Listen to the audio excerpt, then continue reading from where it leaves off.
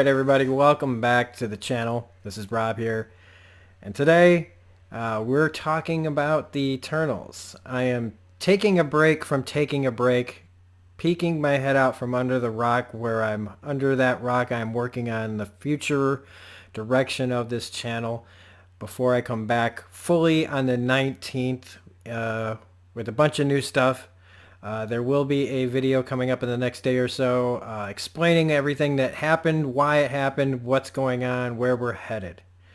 But in the meantime, I went and saw Eternals. And that movie I had to talk about. I had to come up for air and talk to everybody about the Eternals because from all the different perspectives that I've heard, and most of them are generally the same, it's mediocre to not very good reviews. And, you know, the general consensus of reviewers are coming at it from the terms of what you do with any other franchise, whether you're talking about MCU or another franchise or a solo movie or an Oscar-worthy movie or whatever, you know. You've got that camp, you know. Then you got the camp that just lives and breeds MCU movies or comic book movies that know the films and not the comics. You know, they know the basics of the comics. And then you got the people out there who just hate everything. Anything and everything. You get really famous these days on YouTube by just being angry at everything and telling everybody how awful everything in entertainment is. Mainly anything coming out of Disney, Marvel, Star Wars, anything good that nerdy people like. But I don't really see too many people coming at this movie from the comic book perspective. And maybe I'm not looking hard enough. But as my thumbnail says, we got to talk about the Eternals. And we got to talk about it at least in the way that I feel it needs to be talked about, which is from a comic book perspective. And not comparing it to the comics, but why understanding the comics. This movie, not understanding the comics is a problem that this movie has. So if you like what we're doing on the channel, don't forget to hit the like button, comment, subscribe, all that jazz. So yeah, The Eternals. The Eternals is a movie that before it was even greenlit, before anybody was talking about this movie, there was a theory out there. There was a discussion on another channel that I saw called Comics Explained. It's a comic book channel. Guy over there, Rob. Millions of subscribers. Talks everything comics. And he talked about how you bring in the X-Men. And he said, I think it's because we should... And I think this guy has some influence. Somehow, just some guy who talks comic books has some influence because he made this long video about why the Eternals is the perfect way to bring in the X-Men. And I knew the Eternals, but I didn't know the Eternals. I had like the cliff notes from what little I'd see in a book about, like somebody mentioned a Celestial here, an Eternal there. I knew their background, but I didn't read any of their books. I don't go that far back to like Jack Kirby days when they were created. I've got a ton of comic books, long boxes everywhere. There's one here, there's 6 over there, there's another one here. The camera that I'm recording this on is sitting on an Incredible Hulk comic book box. There's 3 over there, another 15 in another room. But I didn't start reading the Eternals until the newer Kieran Gillen book came out. So, but I knew enough.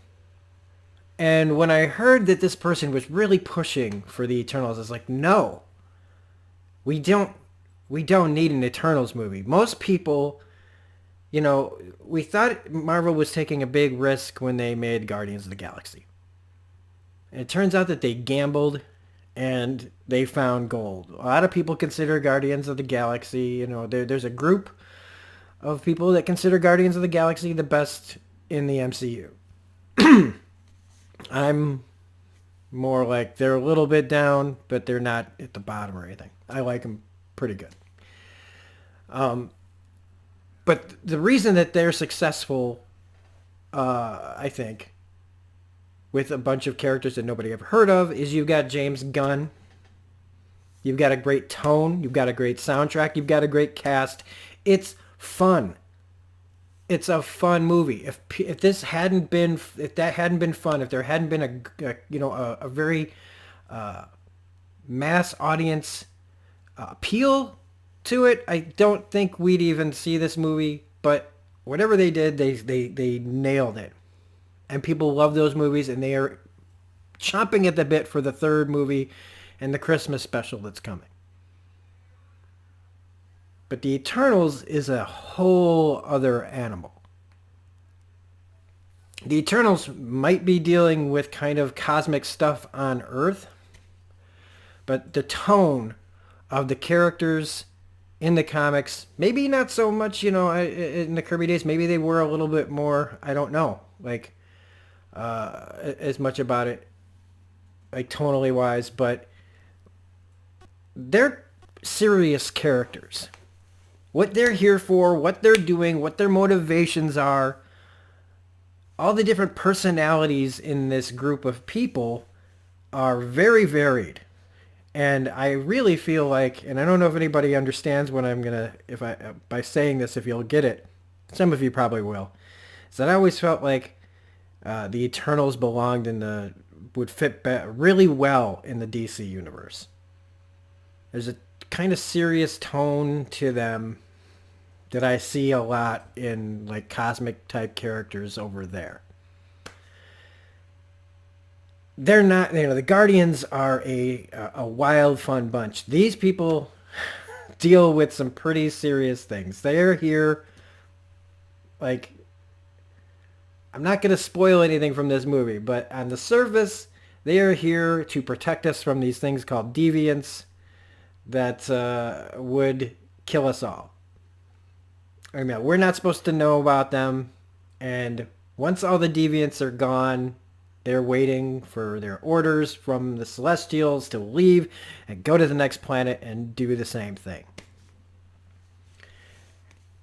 And they're immortal. All right? So that's another thing. Is handling how do you make characters relatable that are immortal? Now you've got people like Thor, right? People love Thor. But the way that Thor is in the comics and in the movies and everything, it's the tone again. It's a lot of fun. He's a fun character. You don't have to like the comics if you just like the films. He started out one way, but by the time we get to Ragnarok and Infinity War and Endgame, he is just a great character to watch. The gods of Asgard are a lot of fun, a lot of personality, a lot of color, a lot of Shakespearean things happening that are broad and fun to watch.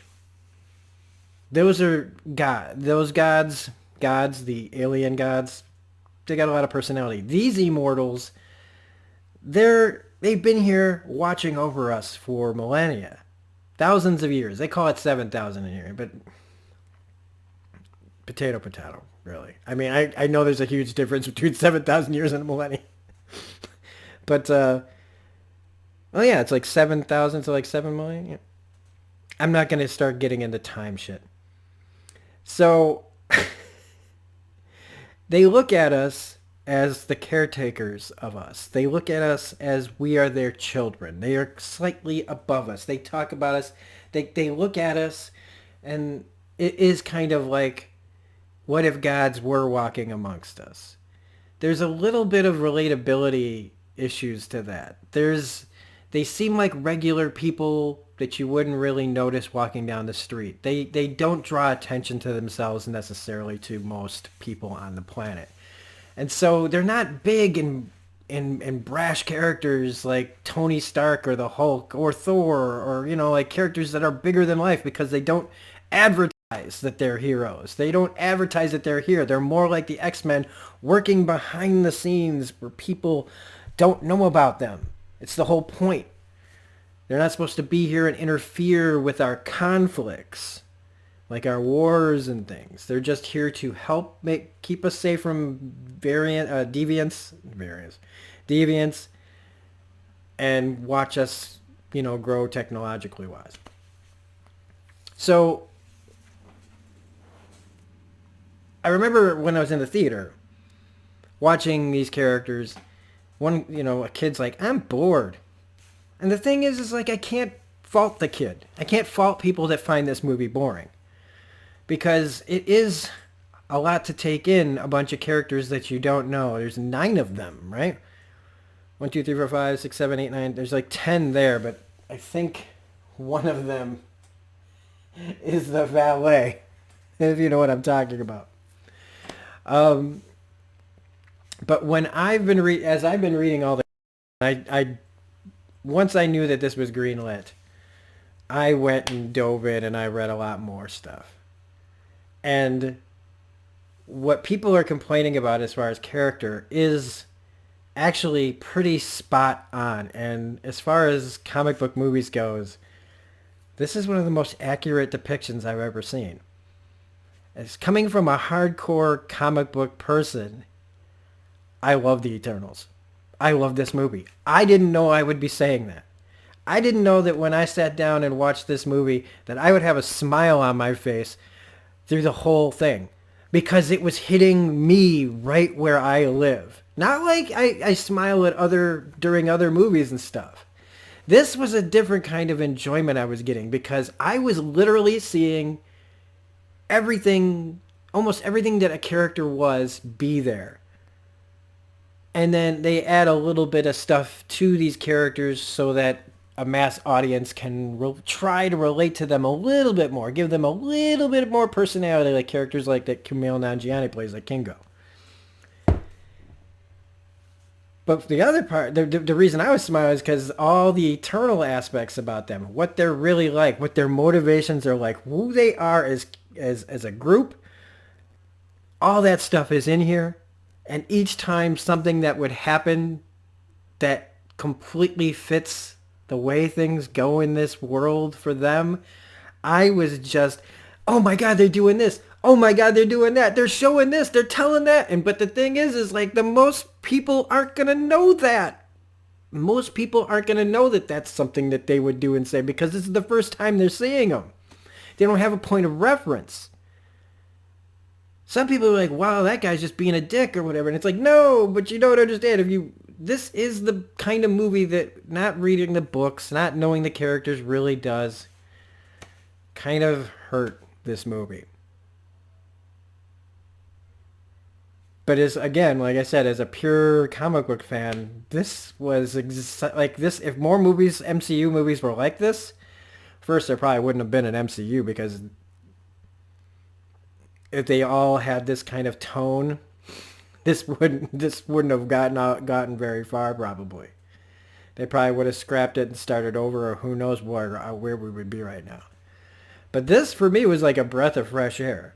This is unlike any other Marvel movie. This doesn't end with a beam of light in the sky. This has stakes that are just as big as any, like, as far as Earth goes, yeah, Thanos snapped and killed half the universe's population. But as far as Earth goes, after the snap, this is about as bad as it gets, everybody, and no one knows about it. And I love that. They're working behind the scenes. They're trying to save Earth from something. And then there start to be the cracks where I get to see the thing that I've been reading about, which is all the little machinations and real thought processes of each character in this movie having their own agendas, motivations, ideas, which way they believe or not believe, and is this the right thing? Why are you doing this? I loved it. I am so big on story and character.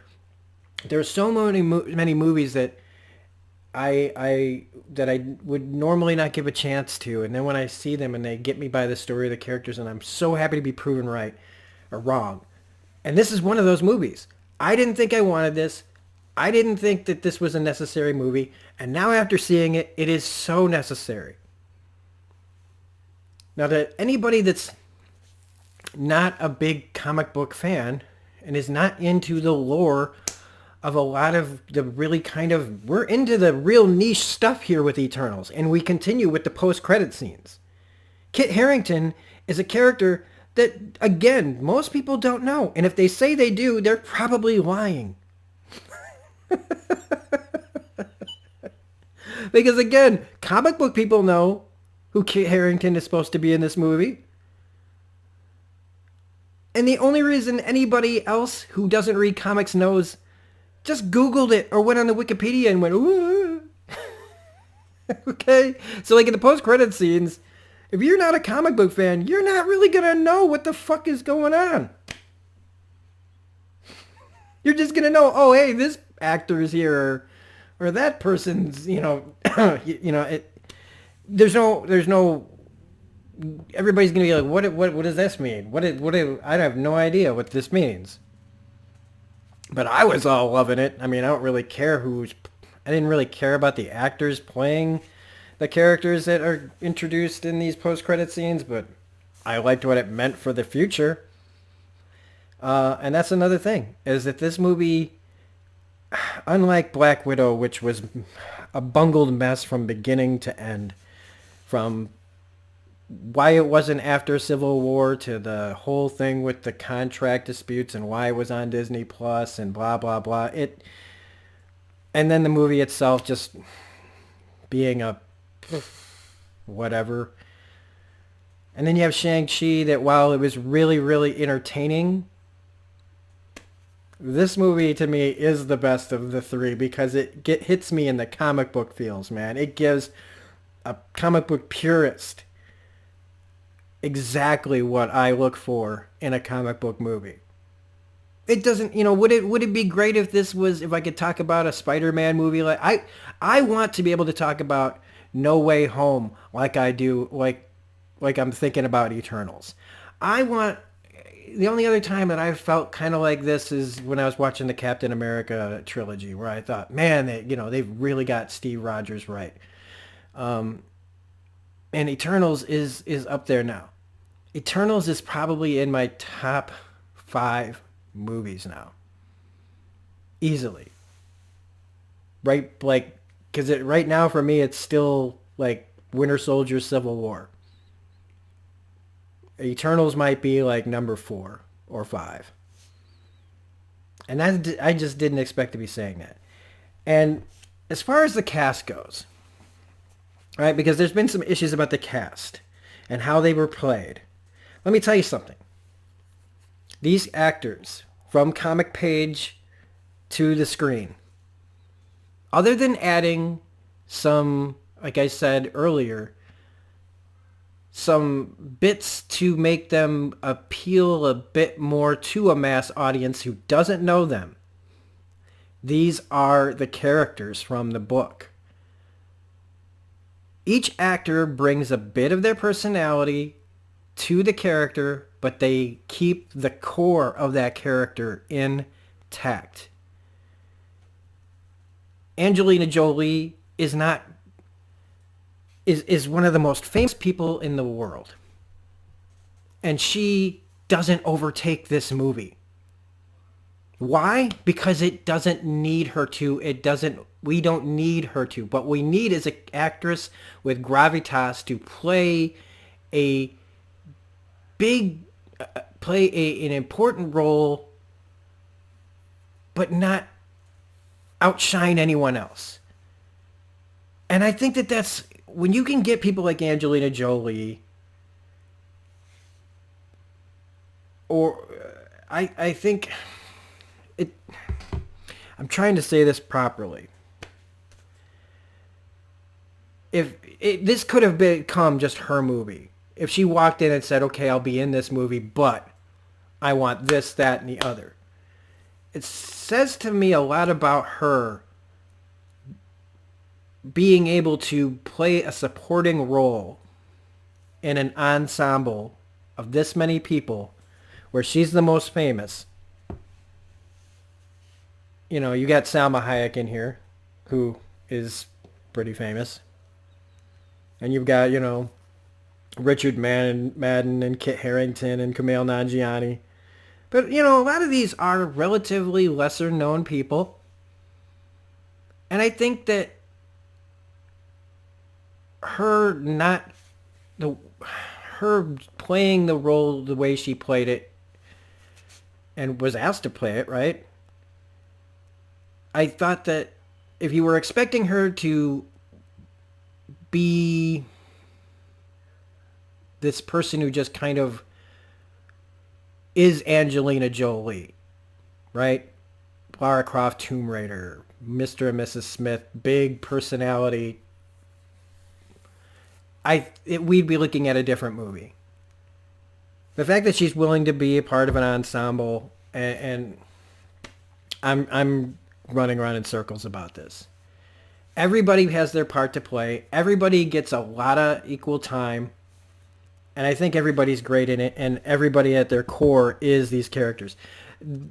There is stuff in here that made me think of X-Men, what X-Men could look like, as far as, again, like I said, working behind the scenes.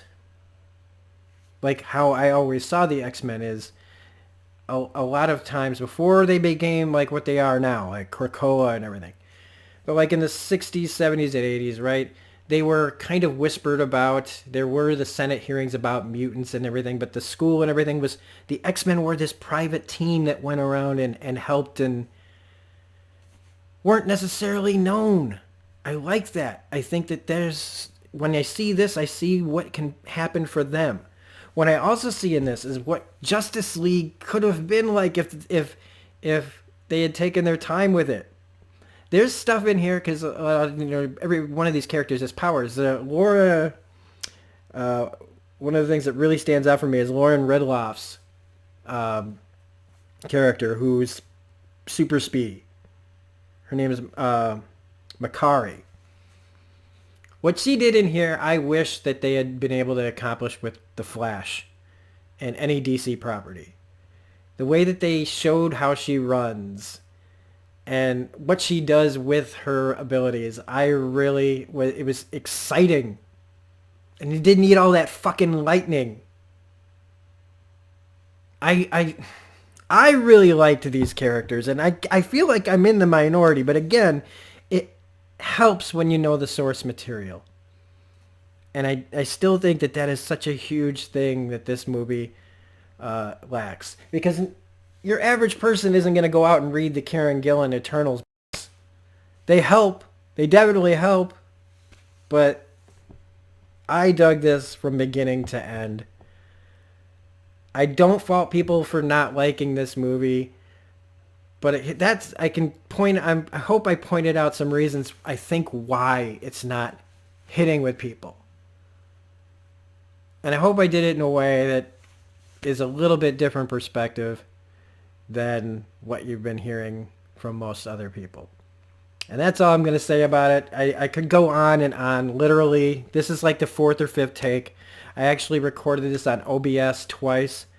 And my OBS software made everything sound like an echo, like there were two of me talking. So here I am again at 8:43 at night. I first recorded one of these at 4 o'clock this afternoon. So I'm not doing this again. So hopefully, if you made it this far, hopefully you got something out of this. Otherwise, if you liked what I had to say here, please hit the like button, comment, share, subscribe, hit the bell for all notifications. We'll be back eventually to cover more stuff, and look out for that video that talks about the future of the channel and where we're headed. So have a great day, everybody. Go see Eternals, and I hope that what I said helped a little bit. Have a good one.